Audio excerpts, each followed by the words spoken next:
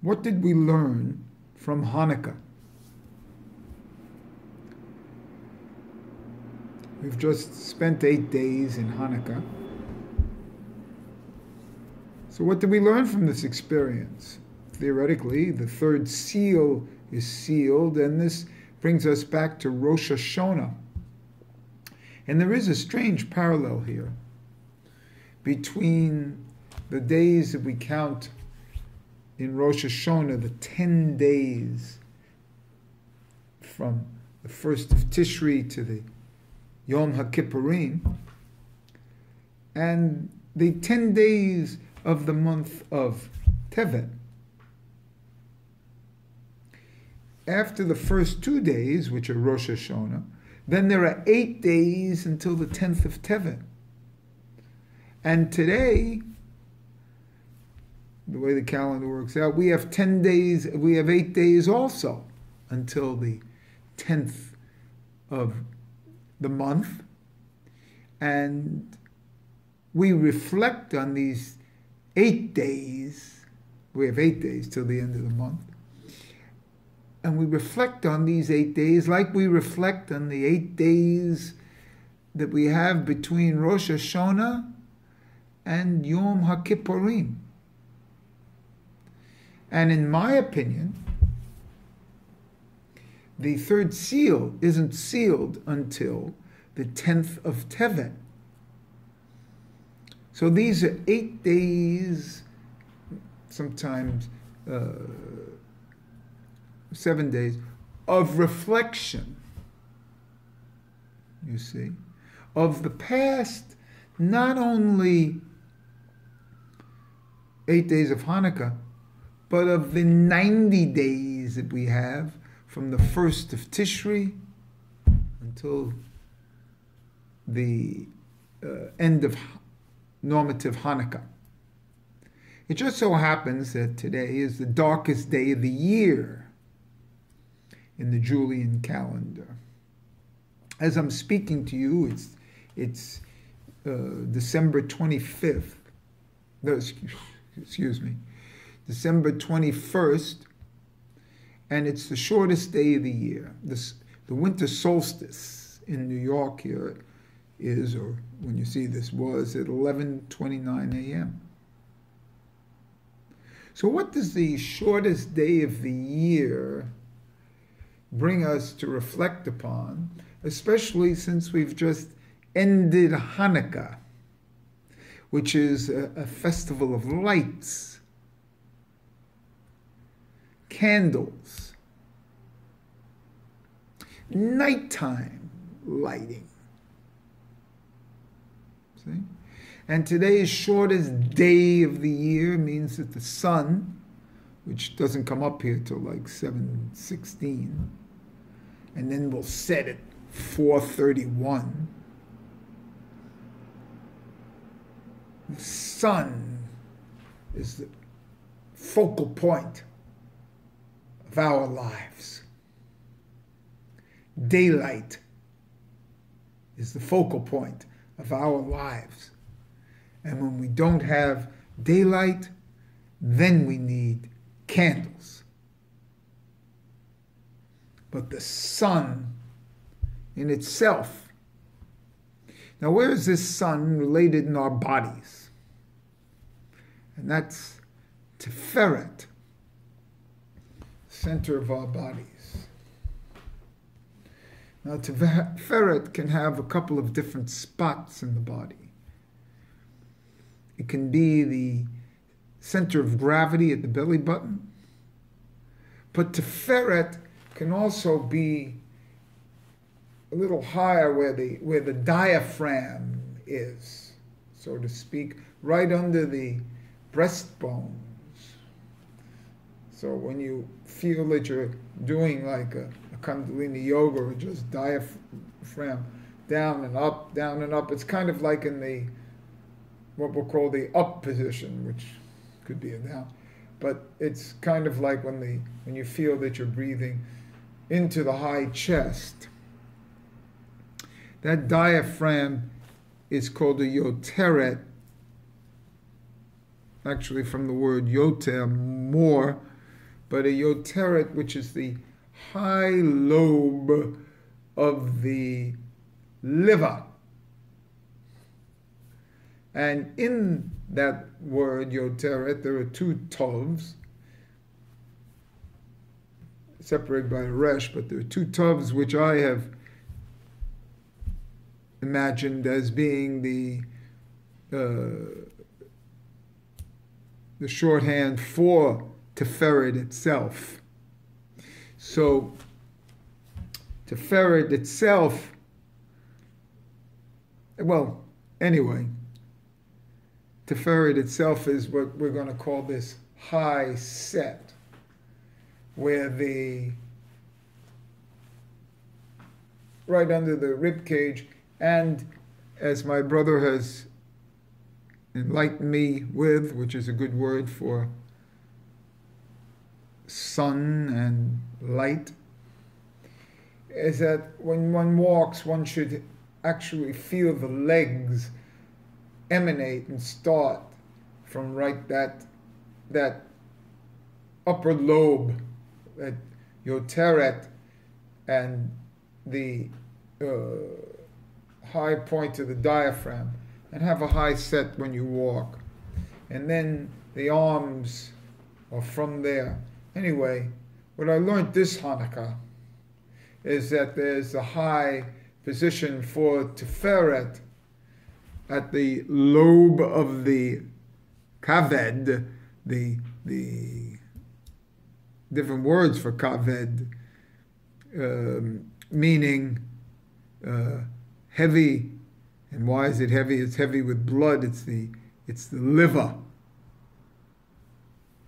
And that's also kaved, ava, and ima, which I'll get into this year. The recognition of this is again Tiferet, in the center of the body itself, not only the center of the total body, but it's more of the center of the body from the waist up, which is the level of man. And these are just some of the motifs I've learned this year during Hanukkah. And I haven't even started yet, because Tiferet is the sun. And what you learn about Hanukkah are the candles, because there's no sun. You see, there's no shemesh. Shemesh is also like the servant candle, same spelling. So the whole idea of Hanukkah is shemesh, sun, center of the body. So on these days of reflection, before we get to the 10th of the month, and when I think the third seal comes in, because this is a reflection and a parallelism of the first 10 days of Tishri, when the first seal is sealed. So Hanukkah gives us a preparation for the recognition during this time, from the end of Hanukkah until the 10th of Teves. And it's up to you to meditate at the level that you're on about what these days signify. It's like a mini, 10 days of awe.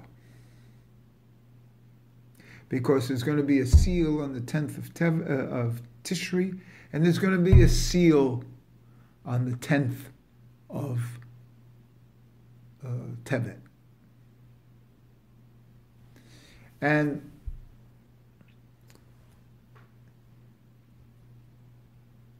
This being the darkest day of the year and the darkest days of the year in the Julian calendar, it's the recognition that everything is light. Everything is the sunlight. And the darkness is only a preparation of light. What I've learned from this is that our lifestyles have been removed from the day cycle. And I think that, like, this is fostered upon us from the very beginning. You know, I remember in retrospect, after school you played, you went home, and then you had homework. And you had to do that at night. And that kept you up. So you can't go to sleep till after you do your homework. So it's a nighttime encounter. And anything at night, to me, is artificial light. Artificial sun. Anyway, what you have to also learn at night is that you're a candle. A candle, and that's what Hanukkah teaches us. So even though Hanukkah ends, you're a candle. You're a candle for the entire year. You're only given these 8 days to prepare you to be a candle for the shortest day of the year. See? So these 8 days are becoming a candle actually for the now, for the shortest day of the year. See? And what I tell people to do now is to prepare themselves, prepare their candle. The highest level of, in my opinion, teaching and emanation is to shine. See? Be Tiferet as a sun, but if you, at night, you become a candle. You see? So, you can be a candle in the daytime too, but nobody sees a candle in the daytime. So, at night, you become a candle. And that's what you learn from the 8 days of Hanukkah. You become the Shamash candle. You light the other candles. And that Shamash just so happens to be the same word as sun. Shin, Mem, Shin. And those letters of Shin, Mem, Shin, when fully spelled out, Shin is 360, 8. 360. Mem is 80. That's 440. And another Shin, 360. That just so happens to be 800, which is the shorthand for Tov, quotation marks, Tov, which means Tiferet. So Tiferet is the same as Shemesh. It's the sun, but it's also the Shemesh candle. So we have a 24-hour day here, you see. We have sun for whatever the sun's there, and then candle, and that's you.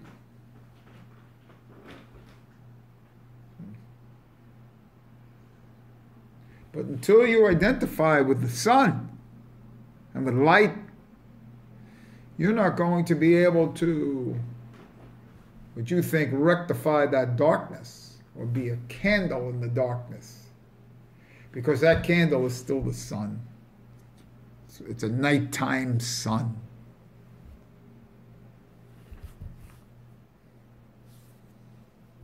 So these are some of the things as we learn. What did we learn from Hanukkah? For me, this is what I learned. And as we build up to the preparation of the tenths, because all tenths are the same, see? And then at the 10th, we start the year. And I'll be talking more about the year. We start the year that looked like it started on the 1st of Tishri. But to start the year, we need a preparation for the year. And in this case, we have like a 100-day preparation.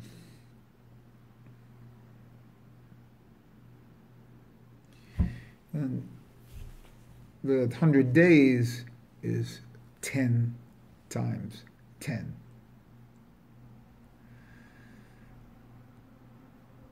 See. So it's, as we are in this now, the darkest time of the year, we are a sun. We shine with the sun. We rectify our lives by getting into the sun. Another good thing to maybe practice this year, because there are like 7 days between Hanukkah and 10th of Tevet, is each day of the week to read the creation of that particular day, you see. That's a good practice, because if you see, I personally think that there's only one day, okay? But there may be, in a certain sense, 1 week. So on a Monday, on a Sunday, which is the first day of the week, you read the creation day of the first day. You see. Up to Vayherav Vayboker Yom Echad. And then on the second day of the week, you read the biblical portion in Bereshis of the second day. And you proceed like that for the 6 days, and then the Shabbos. And then the following week, do the same thing. This little microcosm of everything, because everything is found in that. And it's a very good practice. And the best part of that practice is that things start with the Erev. Vayehi Erev. Vayehi Boker Yom Echad. It was evening. It starts at the night. It starts in the dark. And what a perfect day today in the Julian calendar, the shortest day of the year to initiate this practice. Because we're not even going to get the sun up till 7:16 here in New York. So by then, most people will be up, and they'll be able to understand the rising of the sun a little bit better. But the individual has to identify with this rising of the sun. You see. But so it's a good practice to read the biblical portion in Genesis of the corresponding day of the week to what we are in the week. You see. And so for this particular week, we can start in what day it is. So this is the 5th day of the week. And we can read the portions like that.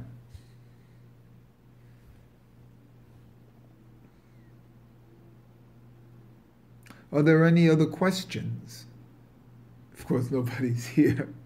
So I'm questioning myself, because in the ultimate analysis, that's all you're doing, is questioning yourself, because nobody's there. See, talking to myself.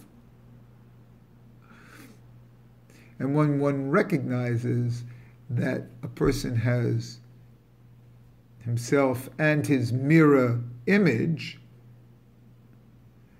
it's a very deep issue, you see, because it develops a two-ness of consciousness. And that two-ness of consciousness is not much different than Vayehi Erev, Vayehi Bocher, Yom Echad. You see? Not much different. Because things have to be split in two. So, on this darkest day of the year, it brings us to this consciousness that things are split in two. As I'm talking to the phone and I say, are there any more questions? I see that I'm split in two.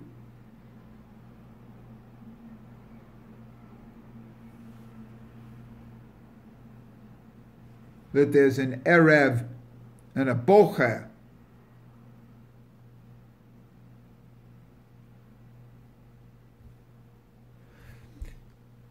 Look up what these words mean. Erev, Boker. Remember that part of the social control that we are in comes from the idea that we're not really reading this in the language that it was written in. We've lost touch with the essence of the Hebrew words. We think we're speaking and we think it's a Erev meaning evening and Boker meaning morning, which it does. But only in a certain sense of its development from the original meaning of the root. Erev means mixture. To mix up. Boker means investigation. So evening and night means things get mixed up. Why? Because you can't see them. Boker means morning. And why? Because there's light. You're able to investigate. You're able to see what's in the mix-up. What's all mixed up. Just like when you enter a room, you walk around like a blind person if it's dark. There's things that you can't see the particulars. But turn the light on, well, then you can see the individual specifications of things. This is one of the great secrets, not to translate.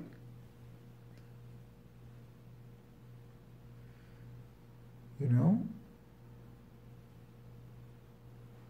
The worst thing that happened in the Christian religion is the word Bereshis. Let's go no further than there.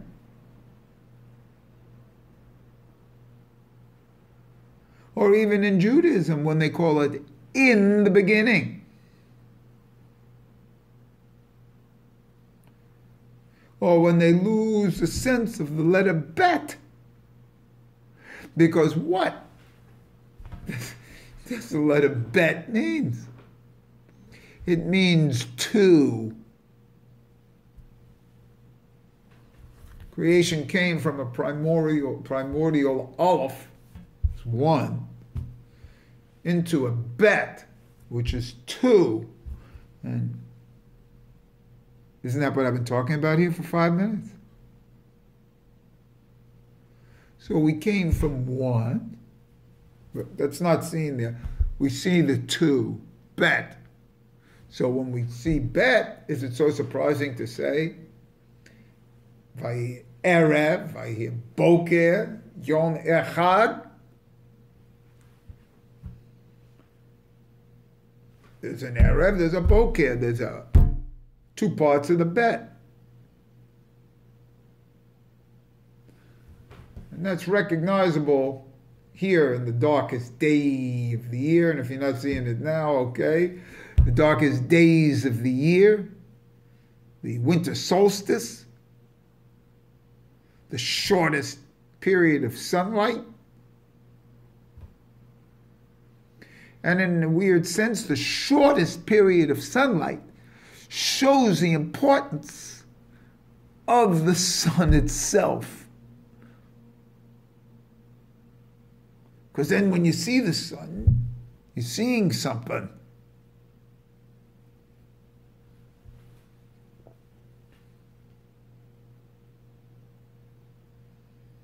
So this little rant on the days between the end of Hanukkah and the 10th of Tevet, these are days of reflection in dark days. We have time for reflection in the Erev before the Boker.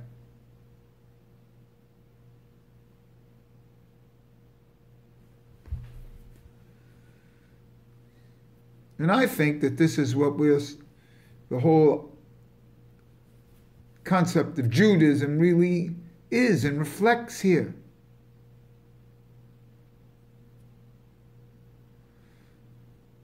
To regain touch with the daytime, with the natural light.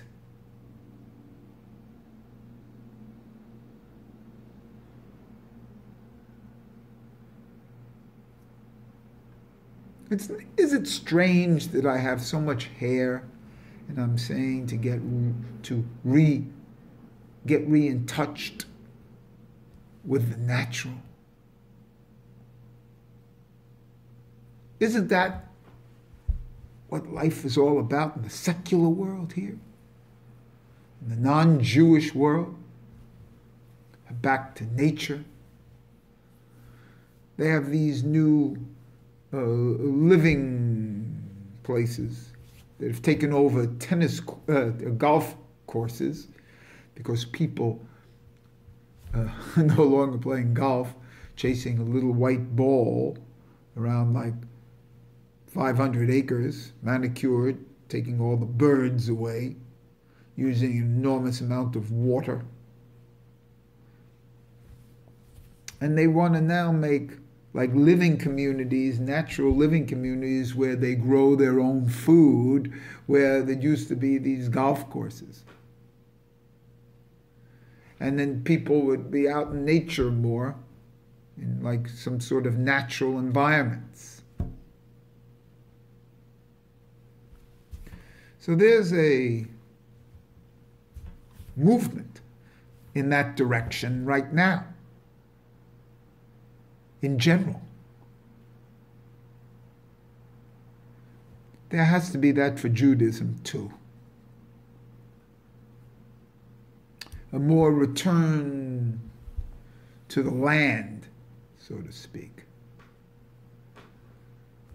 I know there's a desire to return to Yisrael, but it's a more of a return to the land in general, and recognize that every inch of the world is Yisrael.